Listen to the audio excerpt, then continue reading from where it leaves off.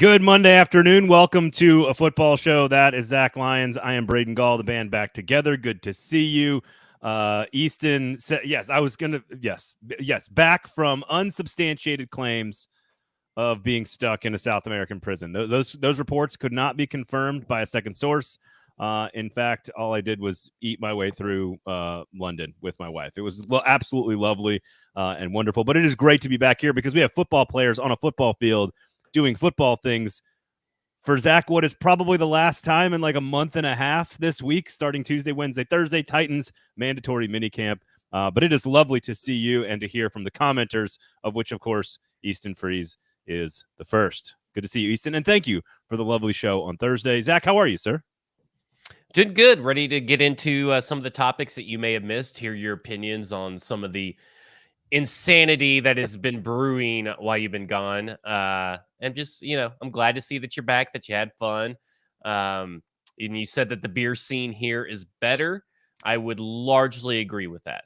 Yeah, I fascinating takeaways from my wife and I's first trip to Europe and our first trip to London. We spent 8 days there. It was lovely. I was not allowed to bring a laptop, and because I wanted to stay married, I followed those instructions. Was on the social media very rarely and did not keep up with things like fabricated trade rumors for franchise tagged wide receivers. So lots of interesting and fun stuff to do on the show. On the show today, we'll debunk some myths. I do think there's an interesting conversation around DeAndre Hopkins to have about his future in Nashville. I just don't think people are having, not everybody, I should say. Some people are having the right conversation, but I think there's a corrector conversation to have about what's going on with DeAndre Hopkins. Players that I am absolutely cannot wait to see and to watch over the course of the next few days at mandatory minicamp. And, of course, storylines people are sure to overreact to. But there is one, Zach, that people should be reacting to appropriately. So we'll get to that coming up a little bit later on as well. Before we debate the London beer scene, Sinkers Beverages and the Kingston Group are two great and amazing, awesome local sponsors. Support good local business. What is the point, folks, of being a part of a community if you're not going to support the community and keep your dollars spent going round and round and round inside the community? Go to Sinkers Beverages, 3-time Liquor Store of the Year in Nashville. Their sister store, Bluegrass Beverages in Hendersonville, has been providing service for the lovely and amazing folks of Hendersonville for 5 decades, Zach. 5 decades. So make sure you check out both Sinkers Beverages and Bluegrass Beverages. Sinkers, our sponsor, and of course, a proud sponsor, as well as the Music City Audible and Bluegrass, sponsor of Football and Other F Words. So Sinkers and Bluegrass all over the support of the 440 Sports Network, and we do appreciate their partnership. And the Kingston Group, buildkg.com is the website. You know the drill. If you want to go ahead and get into the comments, retweet, share, like, subscribe, thumbs up on YouTube. We'll get a chance to get your thoughts on all the wild and wacky stuff that apparently happened while I was in London. But before we do, I guess I agree. So I went in and I wanted my first beer to be like the true London thing, where it's like doesn't taste a whole lot like beer. It's not particularly cold and not overly carbonated. And I did that one time, and then I didn't really need it again. And I tried a lot of microbrews, like I guess you'd call them that. I guess local breweries. They're not really microbrews. And there's some good ones. There's some nice crushable beers over there, but like basically there's no creativity in the beer scene in London. But other than that, and maybe barbecue, absolute glowing review of London. And if the Titans or your favorite team are playing in a game in London, I cannot recommend it enough. It is a very sophisticated, civilized place. It is absolutely wonderful. And the food, while it is not traditional English cuisine, the food scene is fantastic because they've got all the best chefs from like all over the world cooking there. Public transportation is absolutely fantastic. I just wasn't ever concerned. Like in light of what's going to happen this weekend in Nashville, 5 days of just complete debauchery and bacchanal, and who knows what's going to happen down on Lower Broadway, where we've got like text alerts going out to our community because there's like too many overdoses going on downtown.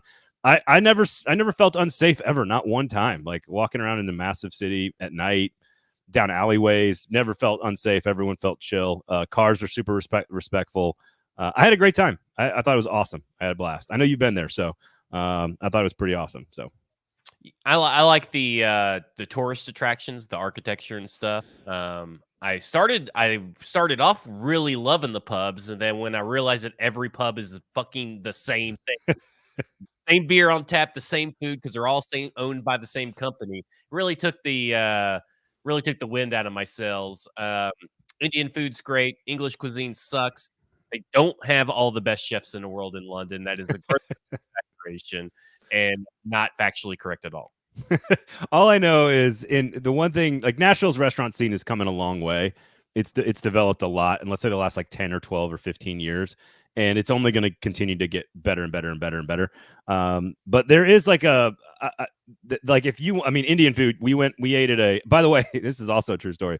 The first night we're there, we're trying to beat the jet lag, so we go to this restaurant, Gymkhana, 2 Michelin star restaurant, and this guy introduces me.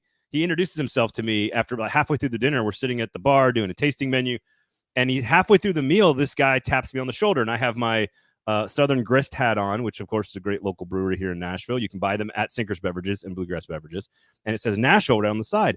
And this gentleman goes like, "Excuse me, are you from Nashville?" And I was like, "Actually, I am. I'm Braden. Nice to meet you. This is my wife Haley." Like we were just like introducing ourselves to this couple next to us, and he goes full name on me, and he puts his hand out, and he goes, "Don Henley, nice to meet you." And I go. It took me like a second because I was just trying to be conversational with them, and like just, and so he was very kind. He and his wife were very nice. We chatted for about 45 seconds to a couple of minutes, and they left. I looked at my wife and when's the last time you think Don Henley had to use his full name in an introduction? That's probably never happened. And I thought it probably gave Nashville a good name, because we didn't bother him at dinner, which is the Nashville thing. You don't bother people at dinner. But the Indian food's spectacular. Absolutely. We went like 3 different places for Indian food. Absolutely wonderful. We had a North African meal that was unbelievable. So I think the food scene is far more sophisticated than Nashville, but that's because we got a long way to go. They've been around thousands of years. Yeah. But to your point, Westminster Abbey built in the thousands. Like, come on. Like St. Paul's Cathedral, like the architecture was exceptional. So very cool city. Highly recommend. And if your team is playing, the Titans are playing there again, it's worth the money. We took a direct flight. The flights are not that expensive. The city is. Yeah. But the flights are not bad. Still battling jet lag as we speak a little bit here. So because apparently I thought my brain was just in a fog when I started seeing some rumors when I got back to the States and I started looking at stories in the Titans world, and I could have sworn DeAndre Hopkins was holding out, and they're trading for Tee Higgins. And I thought a lot has happened since I left. Of course, I don't think either of those things are actually happening, and all the stories were blown out of proportion. But I guess this is where we start with sort of my reaction to what took place last week.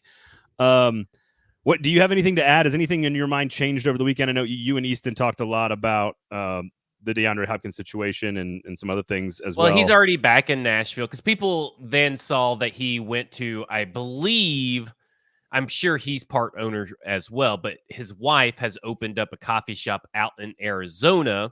No.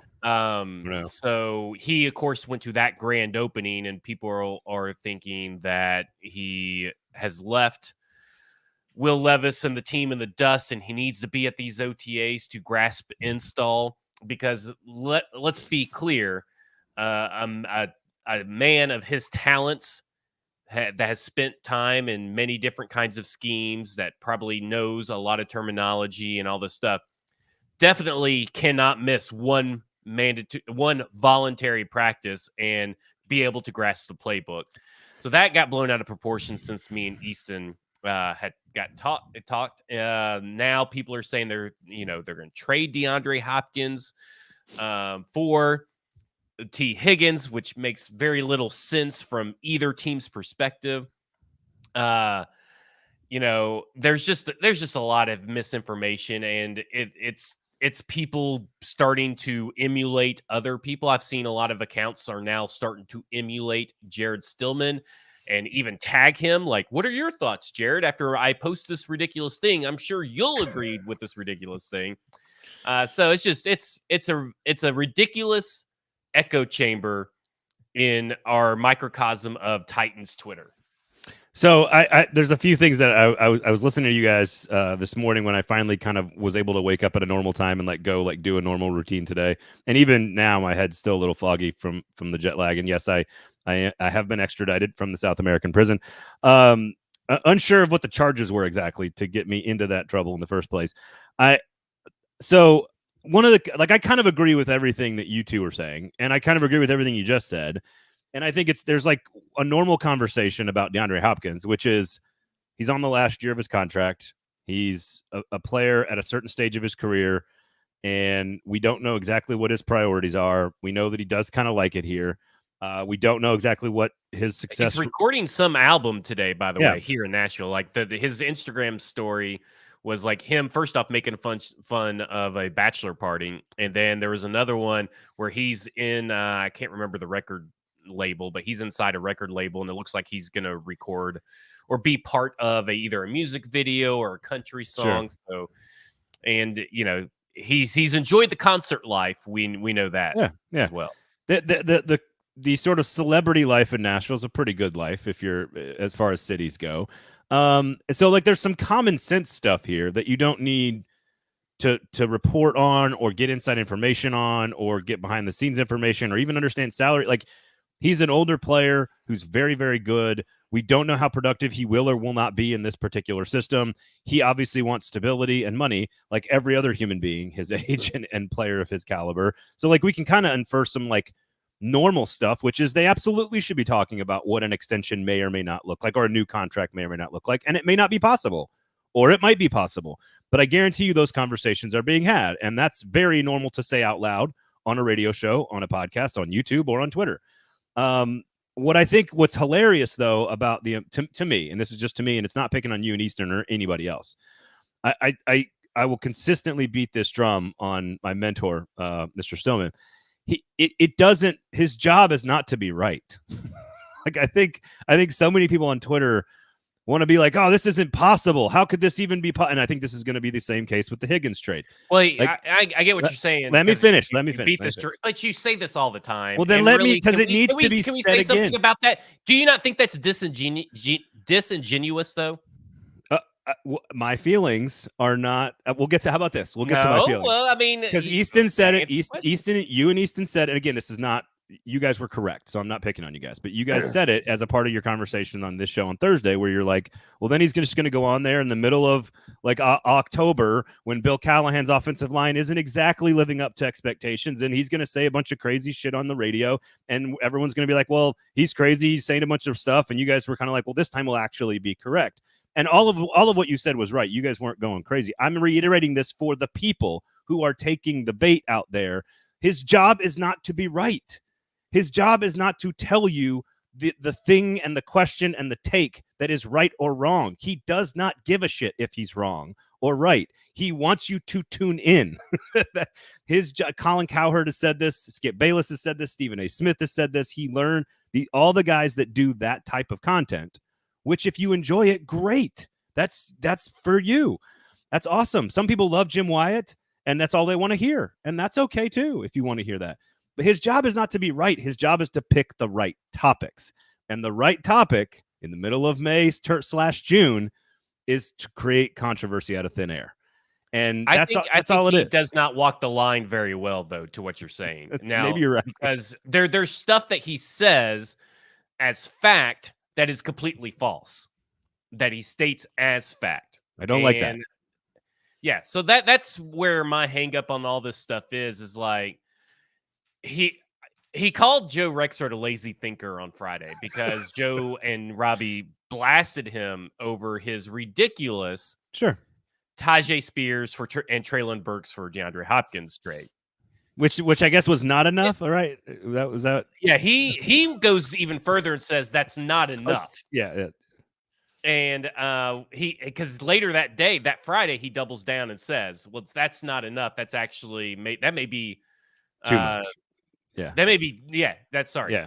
That's what he said. He may be giving up too much for Tee Higgins, which is such a ridiculous thing to say. Like, can't you do both? Do you it's hard. one full way. I don't think it's as hard as what people want to make it out to be. Maybe you're right. I think what has happened because you see Stephen A. Smith, right? Like last week or maybe 2 weeks ago, he says, well, the death of sports media is coming and blah, blah, blah. And I'm like, everybody's like, you are the reason why. Like what you do, the content you produce, it's like, to me, there's a way to have fun, come up with creative topics, engage listeners, maybe create a little bit of controversy without being completely asinine. And I'm not saying that Jared Stillman is completely asinine 100% of the time, but I feel like he does I think he goes to a certain extreme because I'll tell you this. I listen to Stillman. I'll listen to Stillman. When I was driving and I had about 30 minutes left on my drive when he said, here's my trade proposal for Tee Higgins, Treylon Burks plus Tyjae Spears for Tee Higgins. I immediately changed it. I just went to Spotify. I was done. I'm not going to go to the other radio show because it's terrible. But I immediately went to Spotify because I was like, well, I'm it. That this whole show is a wash today because it's ridiculous.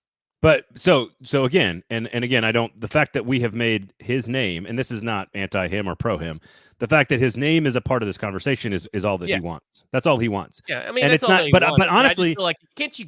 I just don't hear like you. that kind of. I hear you. I hear you, and I don't necessarily but it's also either. Working in the ratings supposedly too for both him and Robbie and Rexo. It is his job.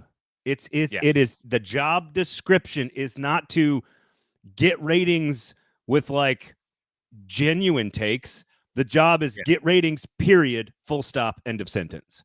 And that's it. It's the way the medium works. The medium, and we've talked about this, radio is designed to divide you, create controversy, set up a debate where you're in the car divided in your head. This is literally how we are coached the way like Brian Callahan coaches a receiver to run a route. This is how we are coached. And when I do Paul Feinbaum show and I do ESPN radio, this is how we are, like, no yards per play, no advanced metrics, none of that shit.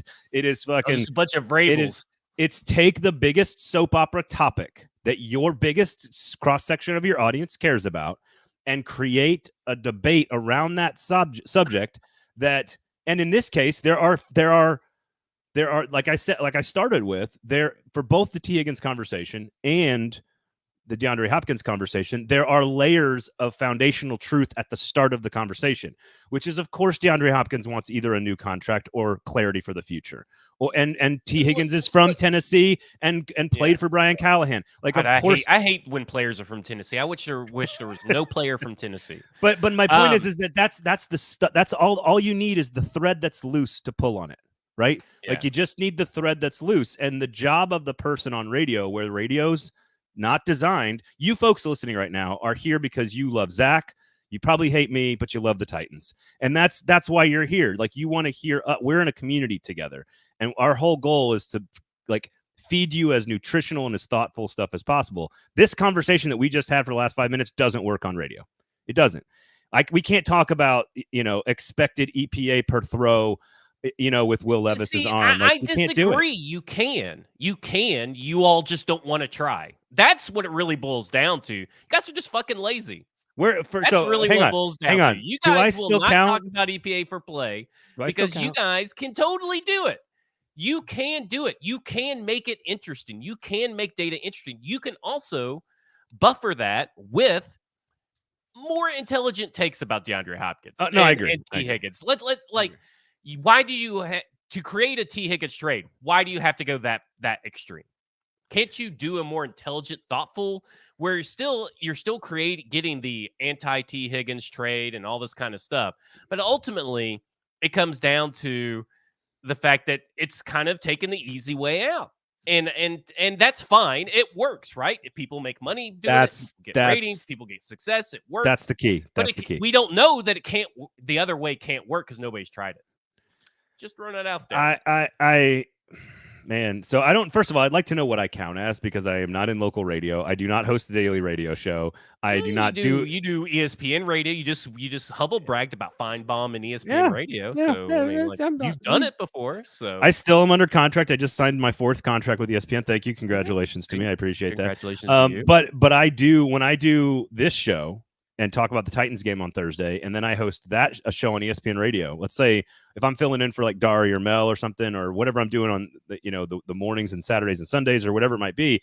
Like I did a lot of Saturday morning preview shows, and like we were on the air the Saturday morning that Jim Harbaugh's status for the Penn State Michigan game was up in the air. Like it was 2.5 hours from kickoff, and we weren't sure if Jim Harbaugh was going to be allowed to coach on the sidelines or not. And there were 50 great football games that day on that particular Saturday that meant a lot for every conference race. Like our producer is in our head going, what's the next angle on Harbaugh? What's the next angle on Harbaugh? What's the next thing? You got to hit the soap opera over and over again because the audience turns over, the audience changes, and it's not the same people listening. People don't listen for long periods of time. Unlike the folks that you guys come in here, you listen to the whole thing by and large, and you're going to hear all the different takes. And I think you're right. I could use like, hey, Michigan, we were breaking down the Michigan-Alabama game. It's like, well, these are two of this is the number, or the Michigan-Penn State game. It's like, well, Michigan has the number one, like largest plays over 25 yards or over 30 yards in the season, and Penn State gives up the fewest or whatever. So there's like some metric in there that we can use, but you can't use all the data and say all the numbers. You have to use it to like formulate a quick opinion that is easily digestible. And to me, Hopkins, the smart conversation about Hopkins is, well, what should a contract look like that is acceptable to you, Zach Lyons, for the future of DeAndre Hopkins? Is it something the Titans should be considering or not? Or is it? And then to move to Higgins, it's like, I don't think a trade for Tee Higgins makes any sense right now. It might make sense next season. At some point, sign him next season because that's maybe what's going to happen. Like, at the end of the day, to get back into Titans conversation, D-Hop has no leverage and he's not holding out. You know what happens when people hold out? They don't show up to voluntary workouts. I agree.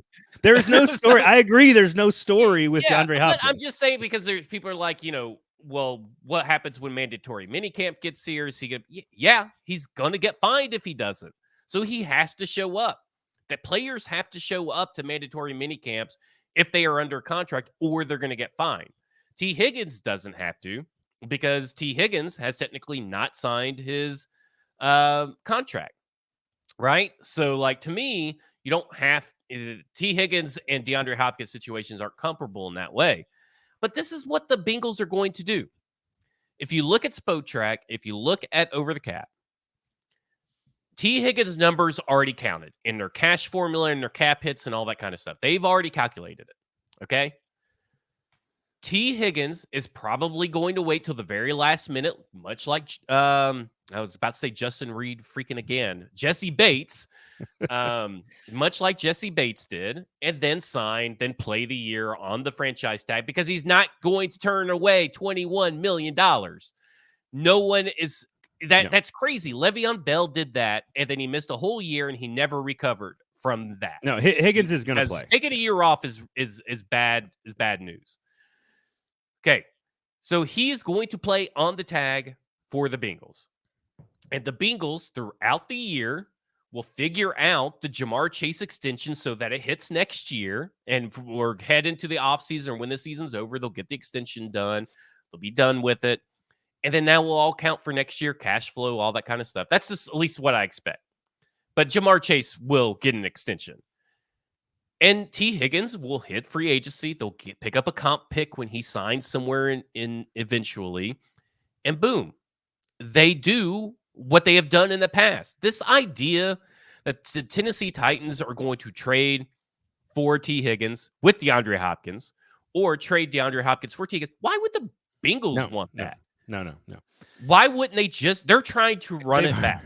They've already got, they've got a bet. I mean, Tee Higgins, look, I think we could have a debate about Tee Higgins and DeAndre Hopkins today. Who's better if they're fully healthy? Could you want Tee Higgins? Maybe, sure, that's fine. That's a fair argument. I think if you argued DeAndre Hopkins, I'd be like, okay, sure, fine. If you've got Jamar Chase on the other side, DeAndre Hopkins makes a lot of sense. I think you can win championship with both of them. But they're both off the books next season, so it's not like it doesn't. To your point, right? And that's the plan. This is this contract that DeAndre Hopkins signed, right? Yeah, because it was this, or he was going to have to take less with Kansas City, Buffalo, or New England. New England, Kansas City, and Buffalo was going to be way less, but New England was at least a little bit closer. So this was the contract that he needed to sign. And listen, these contracts from Jalen Waddle, Justin Jefferson, Amon-Ra, St. Brown, all this stuff. Sure, I'm sure DeAndre Hopkins is sitting there thinking, man, I wish I had a little bit more money. Because I'm sure every player's thinking, man, I wish I had a little bit more money. He's like, I wish I was born about 4 years. I wish I was born 6 years later. Yeah, but I also feel like, yeah, right. I also feel like DeAndre Hopkins is very self-aware. Yeah. And I think he knows that, first off, he likes it here. He's already said that this is the best wide receiver group he's ever been a part of. He likes Will Levis. Jamar Chase and Tee Higgins have both reached out and told DeAndre Hopkins that he is going to love the Brian Callahan offense. Which I think he will too. And he's still getting paid $14,000 in cash this year. $14 million in cash this year. No wonder he's holding out. No wonder he wants to contract. So it's not like he's starving for money, but I also think that there is, I think he's just very self-aware. He knows how old he is. He knows that while he will be effective in this offense, his production may not be what it has historically been, because there is Calvin Ridley, there is Tyler Boyd. It is the best wide receiver trio by his own admission that he's ever been a part of. But this idea that he's unhappy because he missed one voluntary camp that we know of. Yeah, it's not real. As far as on the field, we don't know if he was inside training or what, right? We do know that day he was still in Nashville on Wednesday. So to me, I look at it and I go, I don't understand why everybody's trying. And there's not just Stillman. There's other people trying to push this narrative that there may be some kind of discontent because he took away maybe one picture of the Titans off his Instagram. If he even did that. So that's where you lose. He never had Titans in his bio hardly anywhere. And if you go back, it's mainly modeling. And it's just this isn't the situation where AJ Brown scrubbed his, or Brandon Ayuk, Deebo Samuel, all these other guys. It's just that he doesn't use his Instagram for Titans stuff. And it's just, at this point, people are just making up stuff because they look foolish from overreacting last week, and now they're continuing to snowball it and going to continue to look more foolish. All right, let's get through some of these comments right here quickly. This is interesting because I do find this. First of all, I think Titans fans should look at the Ridley. I don't think Ridley's contract's now even a top 15 contract. After the JJ contract, we knew that was going to be the case, right? After Colby says after the Justin Jefferson contract, ain't no way Jamar Chase is taking less. Higgins is an afterthought in Cincinnati now. I do think that if Jamar Chase's contract gets signed or gets done, or at any point they announce that absolutely sort of expedites the process with which Tee Higgins is probably out. Let's see here quickly. I think this is an interesting question from Bo, who says, are y'all worried that the Titans are so old and slow at wide receiver? I don't think they're slow at all. They are a little older. I think it's the oldest top three in the NFL, but I'm not worried about the speed. Ridley and for now, I guess Burks counts as a top 4 receiver. They're pretty fast at those positions. Jackson, even if he's number 6, is a pretty fast receiver. And then to Ed, which is the highest compliment anyone can pay.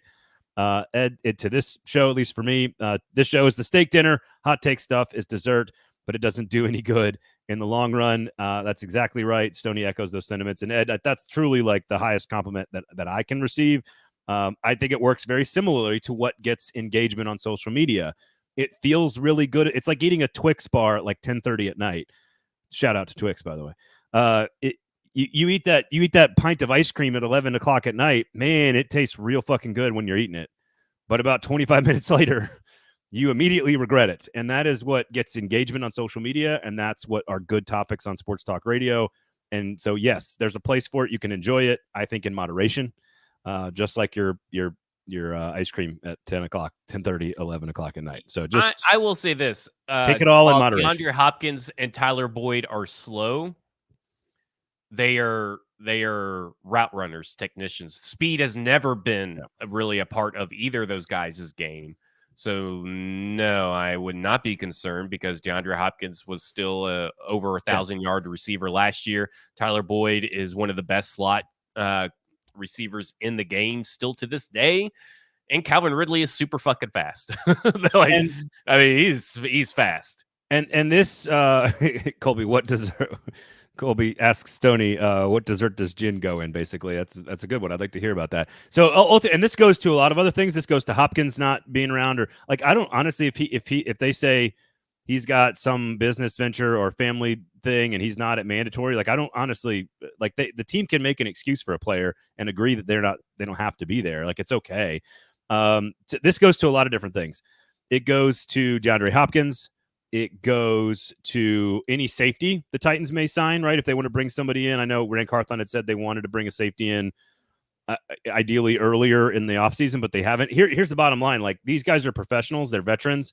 And I'd rather have them, like, even late in the process and on the team and on the field, they're going to be fine. Like, these are guys who are professionals who've been around a while. They know how to get acclimated to a defense or an offense in Hopkins' case. Like, you don't need – they just don't need the same amount of time as I want to see from a rookie defensive tackle or a rookie receiver. Or, I mean, I don't, you know what I mean? Like, these guys just don't need nearly as much. If you're a professional, you're going to get the install in your head on your own. Like, you don't, you know what I mean? Like, even if it's a slow start and you need by week 2 or 3 for that to work and a safety to be a good safety, aren't you better off with like a safety for the last 12 games and you know what I'm saying? Does that make sense? Like, the acclimation process, everyone's worried about the acclimation process, or like, how do you get, like, no, if you're a professional athlete, it's not going to take you that long and the team's better with you than without you. That's it. Like, and it's not like DeAndre Hopkins and Will Levis don't have chemistry, right? I mean, like, right. Like, what, 70% of Will Levis's passes went towards DeAndre Hopkins and it worked.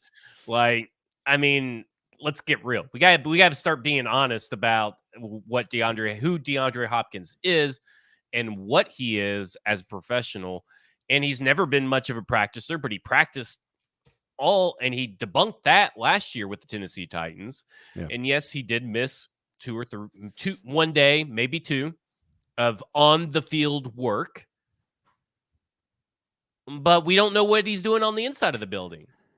This like goes that, right? Because I mean, these OTAs, no, I agree. When these are reported, they're not visible on the field. Does not mean that they are not at the building whatsoever. L'Jarius Sneed. Let's hypothetically go down the most controversial rabbit hole we could here, just for a second. Okay. L'Jarius Sneed is nowhere near the building. He hasn't had a text message, phone call, conversation with Denard Wilson or anyone else on the staff. Has not been involved in a single meeting. Hasn't looked at a playbook. Has literally done nothing. This is all hypothetical here, so don't clip this. Like, if literally all of that happened, and then he didn't practice a single day in training camp, so literally does absolutely nothing, I would still rather start the season with L'Jarius Sneed as my starting corner than somebody else. Because even if he needs a couple of weeks to get going or a month to get going, or he doesn't practice during the regular season, you're still a better football team with L'Jarius Sneed 0 days of prep than you are without L'Jarius Sneed. so you, and again, that's not what's happening. He, by all accounts, he's in the building and he's talking and he's having conversations. Like, it's fucking June, guys. It's June. Yeah, it's June. Here's what I expect for mandatory minicamp, or is it mandatory minicamp or just mandatory practice? What is it's either I don't know. I've always called it mandatory minicamp. Mandatory minicamp. It's mandatory minicamp, according to NFL.com. Okay. L'Jarius Sneed will show up for stretches. He'll do a couple walkthroughs. He'll go back inside the building. I'm calling it. DeAndre Hopkins, he'll be there at practice. Jeffrey Simmons will be there at practice. Harold Landry will be there at practice, even though they both missed and nobody seems to give a shit about that. Jarvis Brown-Lee will probably get full practice. He did come back and start practicing in full, even though he had missed at the very beginning, pulling something, and I think they were being overly cautious. T'Vondre Sweat will be out there. I don't think anybody's going to miss unless it's going to be someone that maybe just doesn't come outside because they're still rehabbing inside, right?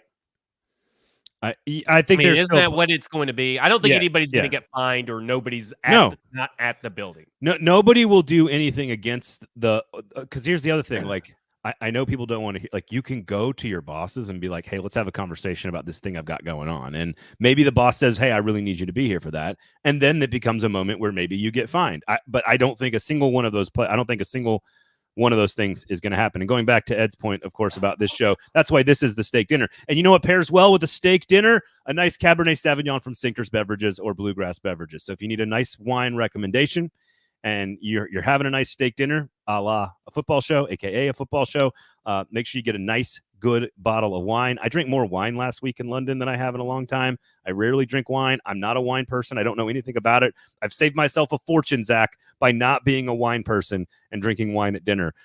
My wife's kind of the same way, but Sinkers and Bluegrass, they have you covered. If you need really good wine, you got a dinner party going on. You're just having a nice dinner with the significant other. Make sure you check out their wine selection and ask them. They'll talk to you about it. They guide me all the time on stuff like, hey, here's a good bourbon pick. Here's a good tequila. I changed tequilas because of Sinker's recommendation. I drink this other stuff now that's like perfectly on ice if I want it, but also great to mix and not super expensive. So they will take you to what you need for dinner, for parties, for family, for whatever you need. Make sure you check out Sinker's Beverages. Kingston Group as well, buildkg.com if you want to do something with your house. Make sure you talk to them first. Renovation, remodel, selling, buying, whatever. Just talk to the Kingston Group first and remember that name. Keep it up there in the dome. All right. I'm genuinely excited to see some players this week at practice as we get to sort of our Titans mandatory minicamp conversation here. And it's not really any of the names that you said, Zach. I'm interested in those names. I'm interested in all the rookies, all the free agents. But I want to ask you this question and see how you feel, if I'm right or wrong, or if I'm off base here. I continue to understand the optimism around the newness of the team and continue to, in my own head, still have some healthy skepticism about the ultimate level of success this team is going to have, meaning playoff spot, competing for a playoff spot, wild card division, whatever. And so I think there's still a couple of games behind where all the hope and optimism is. That's still where my brain lies. That's just a me thing. But part of that is because I'm so fascinated with a really interesting group of players. I called them, and I've added some names to this list, but I called them sort of like the house money guys. And I've added a couple of names here. Dillon Radunz, Treylon Burks, Rashad Weaver, sort of guys that would create depth and versatility and like an extra thing at one position, an extra pass rusher, an extra receiver. Josh Whyle is one of those names I've added to the list now. I'm really interested in Josh Whyle to see him this week. I think Kenneth Murray is on this list. I don't think there's high expectations, but like we haven't even seen him do anything really yet. So I'm really interested in him. That will continue on into the season. It's possible. Touche. Caleb Farley, I don't have high expectations for him at all, but like if he's a contributing defensive back. So I think there's this group of people that if they prove they can be quality depth pieces or even just like average to below average starters at some situational moments, I think this is the group of people I'm most interested in seeing for different reasons coming up this week. Like, is Josh Whyle truly number one tight end?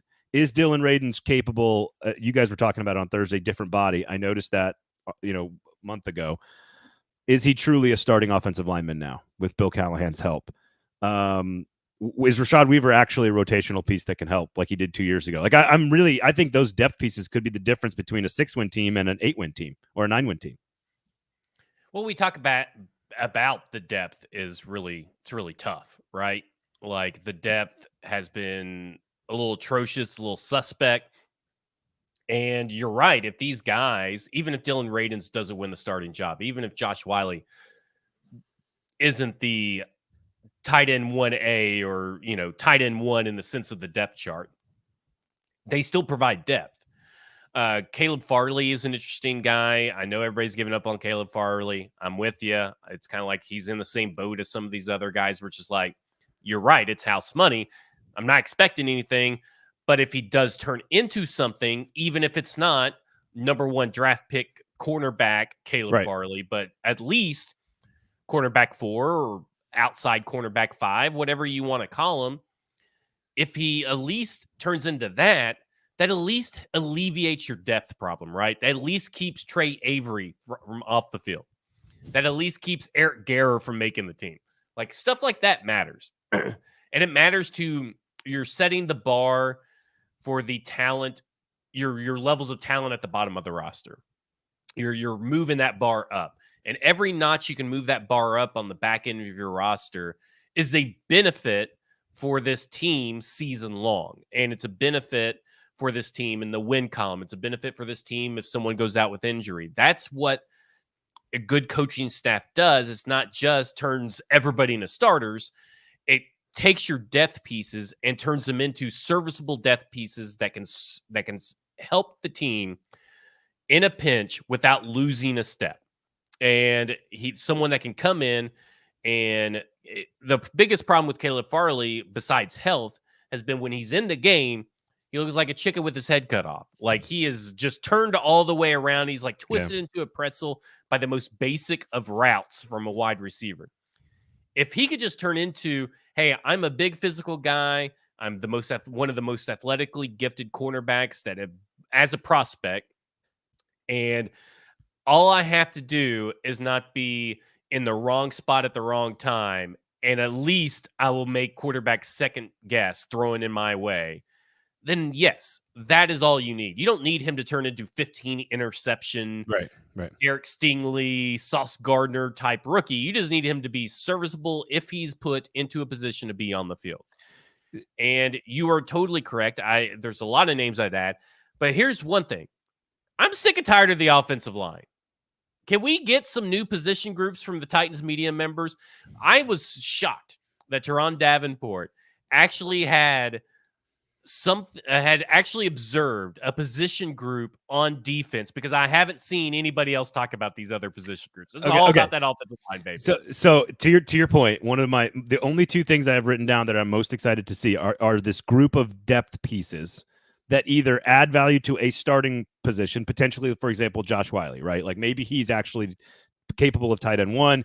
He actually improves tight end 1, which then, of course, makes Chig tight end 2, which actually improves tight end 2. So you can see like Caleb Farley as cornerback 4 actually improves everybody else's spot.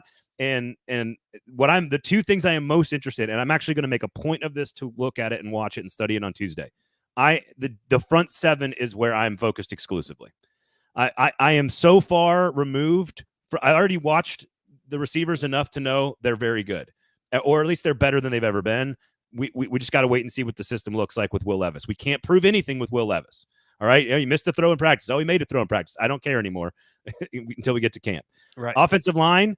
We know we've got a battle at right guard and a battle at right tackle, and the other 3 are perfectly set in stone. We just got to see what Bill can do with them. Right. Like we know what the 2 running back system is going to look like. Like other than maybe Josh Whyle, the offense is sort of out of my mind going into this week. The front 7 is where this team will, if they are salty and aggressive like Denard Wilson wants them to be, and their corners hit, and they go sign a safety, that is the group that will make this a playoff team or not. That is my entire opinion. So front 7 is where I'm focused this week. So we're going to get to that in a second, but one more quick thing on your point about Farley, and this is with Calvin Ridley sort of blowing smoke up Treylon Burks' ass the entire. I guess that's the other thing I saw was Calvin Ridley, and apparently a very concerted effort from the entire Titans organization to prop up Treylon Burks. Now, some of this could be tough love was not good for Treylon Burks. Treylon Burks needs a different type of motivation. That absolutely could be a part of this. Also, he needs to know and have a sense of urgency with his career, which I would assume he does and should, and that he is actually very athletic and very talented. I don't think, people aren't saying factually untrue things. I think it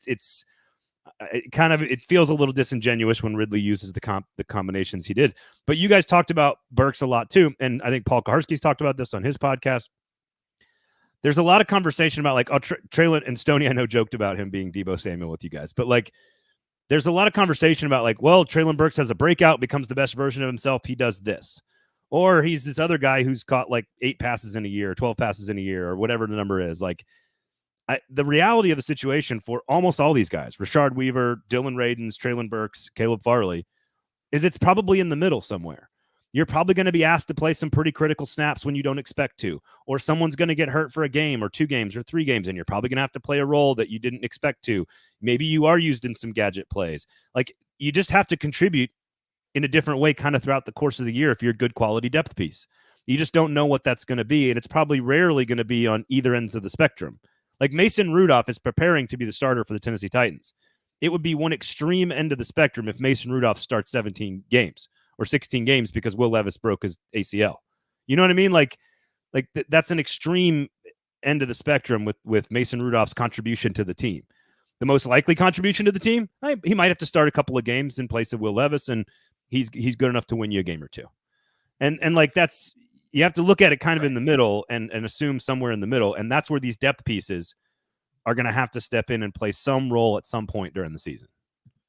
Well, and the Treylon Burks thing, I think people really underestimate that how much these other guys are going to come off the field. I know they're old. Might as well put them in a nursing home. They're so old and slow, but they're the three best wide receivers that this team has, right? And this is something that kind of came to when I was writing my big long form on year 3 Treylon Burks and what to expect, is the fact that if you look at the Bengals' history, and if you look at most wide receiver trios, if they're all healthy, they see the majority of the snaps, which leaves a very small amount of snaps for everybody else that's a wide receiver.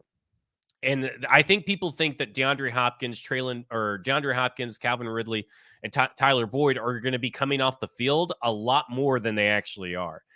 You're talking about 3 guys that were healthy for all 17 games last year. DeAndre Hopkins has been relatively healthy his entire career. Tyler Boyd has been pretty dependable his entire career. And sure, Calvin Ridley had some issues with gambling and health before then. But really, his first year back and didn't miss a game and played all 17 games. That's pretty impressive for Calvin Ridley, who hadn't played since 2021. You know what I'm saying? This is back to the DeAndre Hopkins thing. Like, they are professionals. They're professionals. Like they are craftsmen. DeAndre Hopkins is a craftsman. He play, and Tyler Boyd's the same way, and I think Ridley's the same. In a perfect world, they're playing a whole lot of snaps. The reality of the situation is something will probably force one of them off the field for some period of time, and that's it. Yeah, it's going to be one of them. Like, you're talking about like 15 snaps a game. You're going to see Treylon Burks out on there. average. I just get the feeling that people thought that he was going to see all these snaps and these guys are going to come off the field. You're talking about a guy in Treylon Burks, and I wrote about it, but you're talking about a guy that's still going to see, I don't know, 330 something yards, maybe.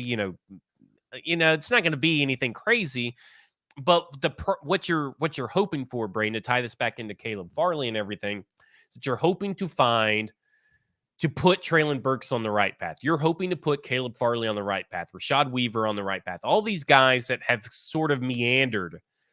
Not every guy that you listed is like this, but Dillon Radunz has kind of meandered around, around a roster for 2 or 3 years. You're trying to get them on the right path to teach them to be professional, because for whatever reason, they did not take to the teachings and the coaching and mentoring of the prior staff. It just didn't click for them between those two entities, the player and the coach. And it seems to be clicking now. So you are just hoping that behind the scenes, the staff has a idea and decision of what these guys are and what they can be next year. Because for Treylon Burks, he still has a year left on his contract. They're obviously, barring someone going down with injury for all 17 games, and Treylon Burks going off for 1,500 yards, they're not picking up his 5th-year option. So you are trying to figure out, okay, have we seen enough from Treylon Burks to carry him on the roster next year and give him a bigger role? Have we seen enough from Dillon Radunz to give him a new contract because he is our starting right guard? Have we seen enough from Josh Whyle that, hey, Chig, we love you, but it's not really working out for you. We'll see where we go next year, but we at least have Josh Whyle, who can do all 3 phases of the game. He can run block, he can pass block, and he can pass catch. That's what you're trying to figure. Like we have said ad nauseum on the show for about a year now, you're trying to enter 2025 with more answers than questions. And part of that is figuring out how these guys develop behind the scenes that may not translate to the stat sheet. And for guys like Caleb Farley, Treylon Burks, the stat sheet's not important. For guys like Josh Whyle, Chig Okonkwu, stat sheet's pretty important, but they also need to develop parts of their game that they have yet to develop.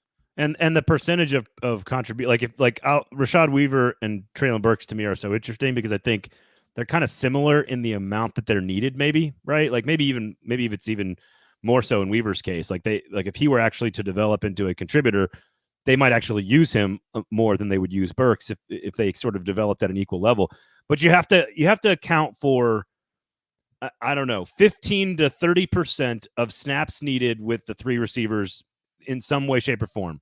And that's where Burks need to fill that role. You're going to need to probably fill, and this is where Dillon Radunz, they may have higher expectations for Dillon Radunz than we do, which is that they're thinking it's more like 75 to 80% should be contributed by Dillon Radunz. Maybe that's how good they think he could be and what Bill Callahan could do with him.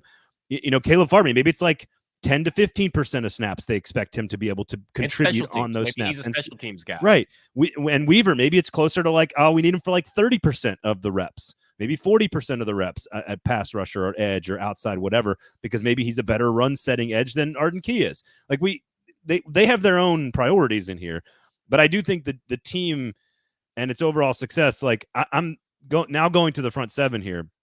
And that's where kind of Weaver, like the Whyle Chig thing is just interesting in general. It's just an interesting, like we kind of floated it 3 weeks ago. Promoting Whyle on all the socials, whether that means anything or not, but it is just funny because I always send a text to Mike anytime I see a Whyle picture pop up on Twitter, and they're really pushing Whyle. Well, I would say F words with Mike and a football show here with me, you and I. I think we're the first two shows that were like, I think Whyle is rounding into form. Other teams, I've seen other podcasts catch up to us, and now they're being credited with this idea. Okay, well they should not be. Let it fly. Yeah, just let it slide. They definitely shouldn't be. Petty is definitely a part of our brand, but we also can be above the fray if we want to. After we spend 30 minutes talking about a radio host in the market. So I think the front seven is I know you and Easton last Thursday talked a lot about pressure. I know he talked about pressure on his show with Bill Callahan. There's pressure on Will Levis that's off the charts to prove so much. There's a lot of these guys that we just talked about that are trying to fight for a contract, which is a totally different type of life pressure. But if you're asking me which unit, like the offensive line has to be fixed and be better. The quarterback has to be good if this team's going to be competitive. I think the difference-making unit that still has questions that I'm not sure exactly what it looks like or how good it is. And if you're asking me who's got bigger questions, T'Vondre Sweat or JC Latham, it's definitely T'Vondre Sweat. Like, who do I have more questions about? The receiving core, the running backs, or the linebackers and the safeties? It's the linebackers and the safeties. Like, it is all on the defense. And Denard Wilson, has he ever called plays before? Nope.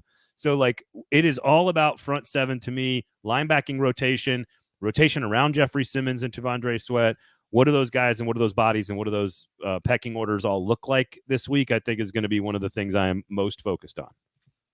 I will say TD did talk about Gabe Jeudy-Lawley. He stayed in Treylon Burks' hip pocket a couple of times, a very physical cornerback that Stoney has highlighted some of his plays for at stackingthinbox.com and on his Twitter feed as well. That I was thinking specifically his Twitter feed, but he also talked about undrafted free agents. To me, edge is interesting because you heard what Arden Key said, right? About the mistakes and everything that Joe just wants to like brush under the rug as it means nothing. Can I just say something about this? Because Joe's taking me to task on 2 radio shows now. For my tweet. You just like getting talked about. With him. You just like getting talked about. I want to say this. There's a difference between recognizing a mistake and calling it out and fixing the mistake. And I think that people are misconstruing Vrabel yelling or talking about or pointing out a mistake, but they did just move on to the next play, didn't they? Did they go back and rep it? Yeah. Well, I mean, I don't think they did. And I think that's where Joe's getting a little confused in his old age. His senility starting to kick in. Maybe it's the gout. But the fact that I think he just violated a HIPAA law or something. Yeah. The fact that he thinks that calling out a mistake is fixing it is not correct. And I'm not saying that they didn't fix any mistake. Sure. Let's be honest. There's a lot of stuff that in the 5 years that Vrabel was here, maybe 6 years. Am I missing a year? 6 years. 2018, 2023, when the same stuff keeps popping up over and over and over the course of the year, something's not getting fixed. So I had so many thoughts when I saw Arden Key's reaction to Paul's question and the follow-up, like, well, did you fix anything? And he's like, hell no. And it is so, this is sort of how like sports media lizard brain, broken brain works sometimes, is that you react to it one way, then you react to it another way, and then you're like, okay, I guess it's in the middle somewhere. and you just have to like convince yourself of where you're supposed to be on this. And it's like it is absolutely noteworthy that a player sees a difference in strategy and process. That is absolutely noteworthy. Did Mike Vrabel never ever fix a problem? Obviously not. He was great. He was great in game. But the thing I thought of was that the thing that I am most underwhelmed with Mike Vrabel, outside of his at the end maybe some personality flaws that he refused to adjust to that led to some relationship issues inside the building. The thing that I think he did the worst as a purely coach, not a person, but as a coach, was his coordinators. Like I think you could argue in his entire in the game, the guy is brilliant, and there's a good chance Brian Callahan is not going to be as good as Mike Vrabel in the game, from an analytics decision making standpoint, from like a fourth down standpoint, from knowing the rules and manipulating the rule book and getting penalties. Like he is excellent at that stuff. But if you tell me the list of coordinators are Todd Downing and Shane Bowen again. And then Arthur Smith was pretty good. Matt LaFleur's offense wasn't great, but ended up being pretty solid. Like, by and large, 50-50 on that, that's not really that good. And I was not inspired by any of his coordinators, really, the guys Downing and Bowen the last couple of years. And some of that's on them, too. So not fixing issues on the defense is on Shane Bowen as much as it is Mike Vrabel. Right. So that's the round and round I did when I heard all that was, that's clearly an observation that is worth talking about. That is a good observation. Also, Arden Key's never been a starter anywhere in his entire life. So he's fighting for a job too. And here's the other thing. We're going to start to see more and more and more little nuggets come out as time goes on. You're going to hear stuff. Some of it's going to be accurate and right on and worthy of conversation. Some of it's going to be sour grapes. Some of it's going to be, who knows? But you're going to hear more and more stuff trickle out about the previous regime. It's just the nature of the game, because if he was a perfect, fantastic coach, he would still have a job. Right, and this is not an indictment on Mike Vrabel. This is how sports works, right? When guys get unceremoniously fired, if you will, in Vrabel's case, and then a new regime comes in. For some of these guys, they've only been coached by Mike Vrabel. They only know the Mike Vrabel way, as a pro. So I'm not surprised that a lot of the newer guys like Chig or Colton Dow are kind of like refreshed. They're like, amazed at what Brian Callahan does. But when someone like Arden Key has been through the ringer and been through many defensive coordinators and all this kind of stuff, and even was really glowing about Mike Vrabel at the beginning of his tenure about why he chose to come here and all this kind of stuff, and was really excited, was really vocal, and he's always been honest about what he's been through, who he was, and who he is now, Arden Key. So when he turns around and gives an honest answer, I think you're right. I think it's ridiculous if you were to just throw that under the rug as sour grapes, because really you could just say almost anything and dance around that subject and say, we fixed a couple of mistakes and stuff like that. Instead, he said he was emphatic, he was honest, and was caught in an honest moment. And it bears fruit. You can use, and this is what I said when that clip went viral, and this is what Joe's mad about, is I said that this kind of explains some of the mistakes that popped up throughout the season under Vrabel's tenure. I mean, we talked about all these mistakes that the defense kept making all damn year long. We've talked about those for the most part almost every year, the same mistakes every year. Well, at some point, the common denominator through all those years is one guy, and that's Mike Vrabel, because there's been different defensive coordinators, there's been different defensive players. Okay. All right. Okay. But so again, Glory Day says this as well. Are we really surprised Vrabel wasn't a good communicator? I completely disagree. I think Vrabel was an excellent communicator with his players. He hated talking to the media. I'll push back on you just for a little bit here, just for a second, which is that the defense has been very, very good for most of his tenure. The defense was very good. Not Shane really. Bowen, can we take a step back and hang really on? Be let honest me. about No, you this? had your time. True. You had your time. Let me make a couple of points here. Then you can get back and yell at me. It's fine. By and large, this defense was pretty good where and when it needed to be. Short yardage situations, red zone situations, fourth down situations. There was a lot of bending but don't breaking. They were very well game planned for elite quarterback play. They obviously had some games where they got torched. I would argue talent was the problem the last couple of years, and I would put just as much of this on Shane Bowen the last 2 seasons as Mike Vrabel. He was the defensive coordinator the last 2 years. But and I don't disagree with you either that there are still plenty of things that cropped up over time. But I remember doing a show with Easton on a football show in the middle of like September of last year. And I was like, this defense is getting gashed because they don't have dudes. They don't have any good players other than Jeffrey Simmons. And they don't have studs.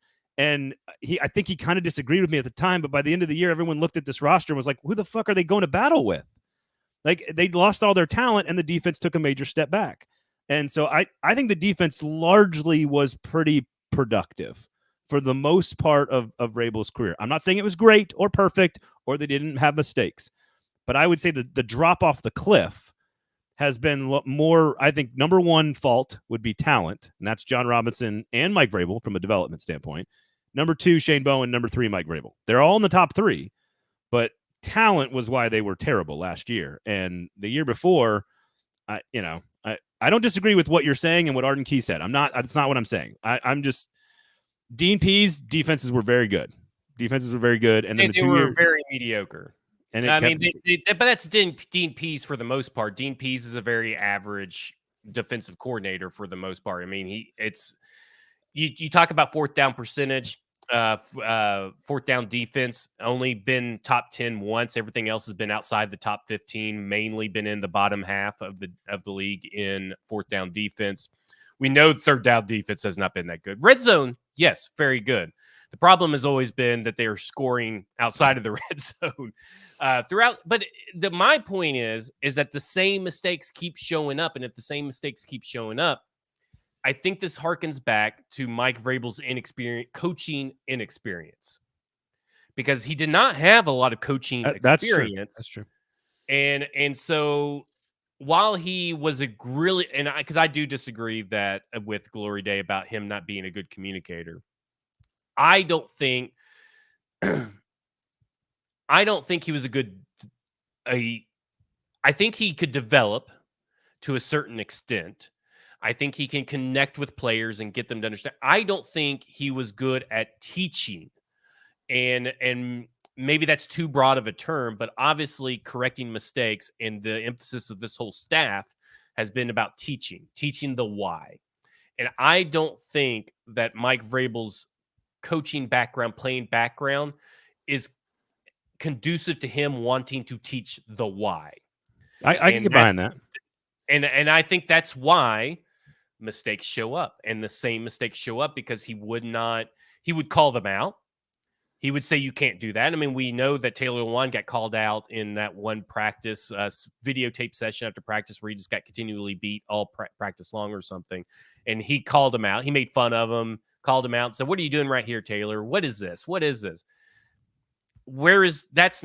That's embarrassing someone, which I am fully on board with. I think it's hilarious when someone gets called out for their mistake. Well, and I think Lewan. Where does the teaching of that come in? No. I agree. I think Lewan is also motivated that way. I think he's a guy that can take that shit and kind of give it back, and he gets motivated that way. Whereas Treylon Burks, for example, doesn't strike me as that type of player. Right. You know, he just doesn't. I agree. Teaching the why, and that's why the mistakes keep popping up. I think it's more of an inexperience of his coaching. He learned under Bill O'Brien. He played under Bill Belichick, and he coached under Urban Meyer. That's not 3 great guys to really learn from. I mean, as far as how to connect with players, how to teach the why, except for Bill Belichick, but he didn't coach under Bill Belichick, so he never got that experience. I think, and also all this kumbaya shit, like, it's all great and fun and lovely to hear now, but it also, as I've said every single time we talk about this, we don't know if it'll lead to wins. I clear my throat every time. We have no idea if it's going to work, so it all feels great right now, but we have no idea if it's going to work. If it does, then all of it will be the right decisions, and it's okay to say, like, I'm right or wrong, or you're right or wrong. Like, it doesn't matter. We're all going to learn together, just like Will Levis. Like, we don't know. But Will Levis is going to be on the field. Denard Wilson's going to be on the sideline, and he's going to call plays. And on 3rd and 9, if he draws up the right plays and puts his players into the right position, and they've been developed and coached to play the play the right way, it will work. And sometimes even when you do all the right stuff and you do fix the mistakes and you do show up in the exact right spot on the right play in the right place at the right time, sometimes the other guy's making millions of dollars and beats you anyway. So like we are talking about fine lines here. So front seven is I am utterly fascinated with the rotation on the defensive line, at the edge rusher, at the inside linebacker position. I'm utterly fascinated with what that looks like this week, and to see some of the body types on those depth pieces and see what they look like this week as well, and to see what the tight end rotation looks like. But otherwise, outside of that, you want me to focus on the backup punter as well? I know we're running late here. Just all defense, Just baby. all defense, okay. And we're assuming that they're going to cancel this second set of voluntary workouts, right? Voluntary OTAs. I would have to assume that after this week, like they'll be like, okay, your guys are going to have next week off, no more voluntary, because it goes minicamp this week, mandatory minicamp, then they have another set of voluntary OTAs next week. Got to assume that they're going to cancel those. Hang on, let me pull up my email from the Titans here. That's possible. I'm looking at it now. I mean, we're getting all 3 days this week, so I'm just thinking next week they'll cancel that whole week. I don't think they'll have voluntary minicamp next week. I cannot say this for certain. I cannot say this for certain, but when you give the media 3 straight full open days, a lot of times you're kind of just like, all right, that's enough. Yeah, we're good. We're giving you all these days. In general will be canceled, not just your all's media available. No, that's what I'm saying. We're going to give you all these 3 days because no one's going to be here next week, including you all. Gotcha. So but again, I'd have to go back and double check all of that. So we'll see. We'll see. Yeah, we could talk Stonehouse on Thursday. What do you guys got coming up? Football and other F words, Sinkers Beverages, Kingston Group. Appreciate you guys. I know you guys have some plans for all the F words listeners and awesome audience out there. For the next 8 weeks, we are going to be doing deep dives on each positional group. So this week, we're starting off with running back. Of course, we'll cover any Titans OTA news, mandatory news from camp and all that kind of stuff, rumors, whatever. But we'll mainly be getting into deep dives into each position group. It'll be can't miss because you won't get this kind of in-depth analysis anywhere else. And next week, me and Stoney will release a video where we go through the advanced metrics of the run game from Bill Callahan's Cleveland Brown days, but he'll also do a film study on Cleveland Browns run game, and we'll dissect that, try to pick out the differences, talking through the differences. That'll be exclusive to stackinginbox.com. There you go. I can't plan 8 hours from now. I don't know how you guys planned 8 weeks from today. That's fantastic. It was really easy. I just picked out and put the dates of every. Look here, I'll show you real quick. Here's the plan. This is look at all those color-coded tabs there. Look at all that. Look, there we go. There you go. That's how you plan 8 weeks. You gotta be watching on YouTube, folks. You gotta be watching on YouTube to see those. You literally I just literally put down the date and then said, okay, we'll do running back first. Well, then we'll do wide receiver and then tight end the next week, and then that's it. That's how you got planned. So a full hour on Julius Chestnut. I cannot wait on Wednesday coming up. Mike, the Nutcracker Herndon, cannot wait to talk about Julius Chestnut. Oh man, that's right. Back to South American jail until you can write in a journal, says Colby. Although I think my 7-year-old learned how to write in a journal while I was gone, which is another weird side note here. Yes, there was some Stonehouse stuff. It sounds like he was in the building, and I think PK. He's aiming to be ready by the opener. I would guess pup, but back. What is that? 4 weeks in minimum, or 3 weeks in, or can you go pup and have it backdated? Those rules just always confuse me. I just never really learned to. But there's like the one that you could come back from any time. I don't know when you have to put those in or whatever. Yeah, I would guess. I would say week 3 would apparently be. Apparently, he got really good news. Yeah, and I think PK actually reported it before he said it. But he got really good news from his most recent medical check. So I think things are progressing ahead of schedule. My over/under would be week 3. If you get him back by week 3, I think you're in really good shape, and I think that's good. But it doesn't have to be week 1. Okay, like you need. Ryan Stonehouse is a long-term piece of the puzzle. You don't have to have him in against the Bears and against the Jets in week 1 and 2. Otherwise, thank you all for listening. Glad to be back in the saddle. We'll have a full recap of all mandatory minicamp on Thursday, of course, and make sure you check out all the other great shows across the market. You've got Music City Audible, Football and Other F Words, the Paul Karski podcast, Hot Read podcast. You got all the other great shows across the network, SEC Football Live as well. And of course, our great sponsors, who could forget them, Sinkers Beverages and the Kingston Group. We do appreciate them. And by the way, they have really good gear, by the way, too, at Sinkers. If you need some gear, they got great hats, man. The hats are really excellent. So make sure you go check out Sinkers Beverages, not just booze, but they're great in the market. So there you go. All right. Special thanks to all of you guys for listening. Give us a subscription on YouTube. Rate, review, subscribe, of course, on the podcast app. Otherwise, can't wait to see football players doing football things on a football field. It's going to be a lot of fun, and we'll talk about it all on Thursday. Have a great week, everybody.